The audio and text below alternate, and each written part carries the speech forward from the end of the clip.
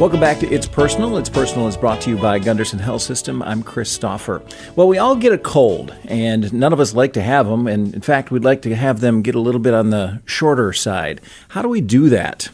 We're going to talk with Beth Balder-Schroeder. She's a nurse practitioner at Gundersen Health System in the pediatrics department about the potential of shortening the cold. Thanks for joining us. Thank you.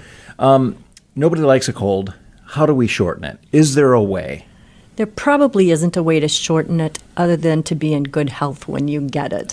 So the better health you're in, the faster you get over colds, the better your immune system is. What do you tell patients who come in or parents that come in about their children and they say, oh, they've just been dealing with this for a long time, days or a week? How do you try to get them, what's the best advice for? I like to normalize it in that explain how long a virus lasts. So typically it gets worse the first week. The second week you get better. Sometimes you get more green and icky snot as you get into the second week because the virus is dying. So that's what you're seeing is all those little dead bodies there. So it's normal to have green mucus. It's normal to feel pretty crappy for a couple of weeks.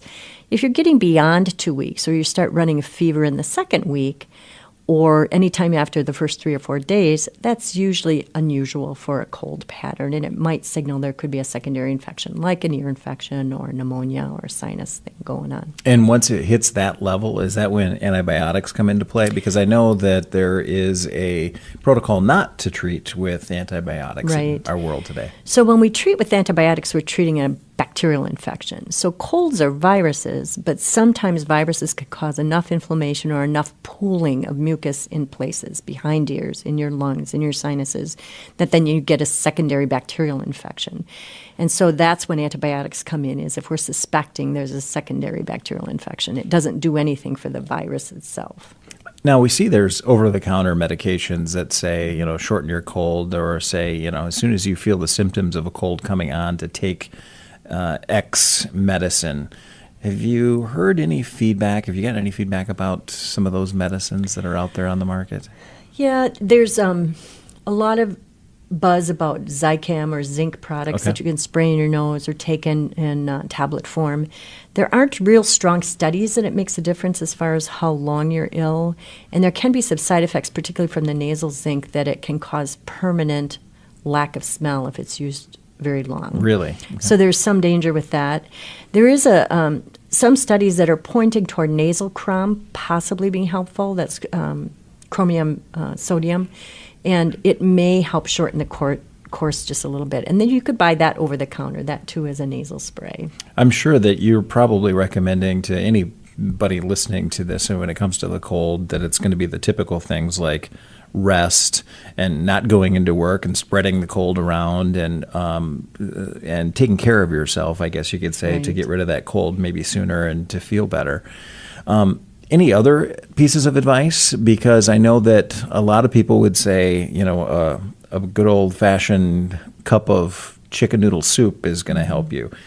What are the old wives' tales that seem to maybe... There probably isn't any real benefit of it other than, when you're eating soup, it tends to make your nose run more, right? Mm-hmm. So it might help unclog your pores a little bit. Same thing with tea or other warm beverages. Analgesics are basically your friend, taking Tylenol or ibuprofen for sore throat or headache, etc. If you're having fever in that first few days, it's sure reasonable to do analgesics then.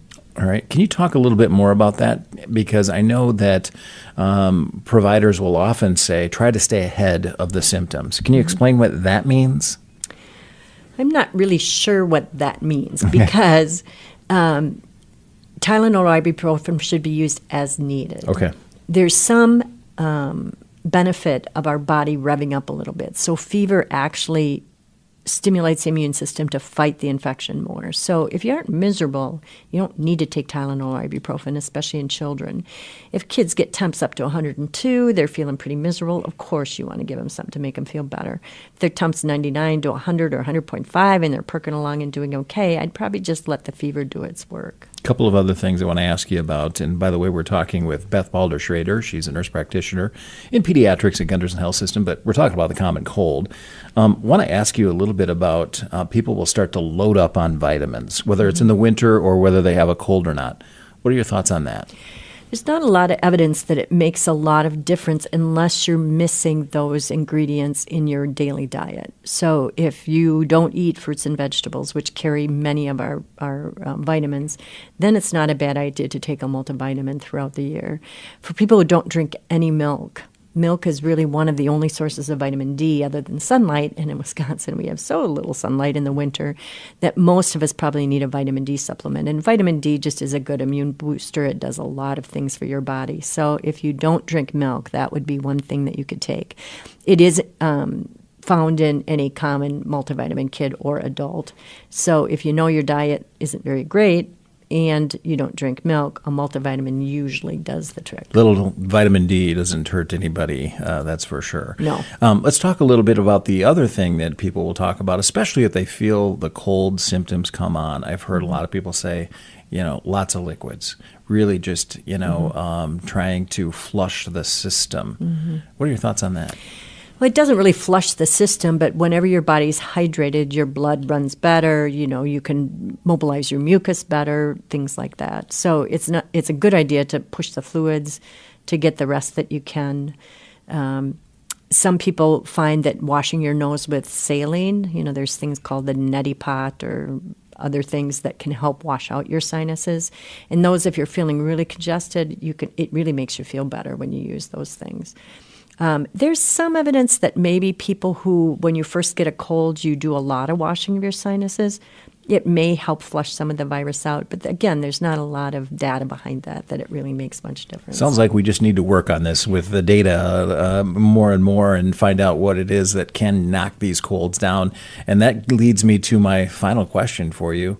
How do you avoid the cold in the first place? Yeah, well, basically you want to be as healthy as you can. So if you're eating a healthy diet, you're taking your vitamins, you're getting enough sleep. Sleep is an amazing restorer of our body function, right? So if you're missing sleep, you're more likely to get hit by immune problems.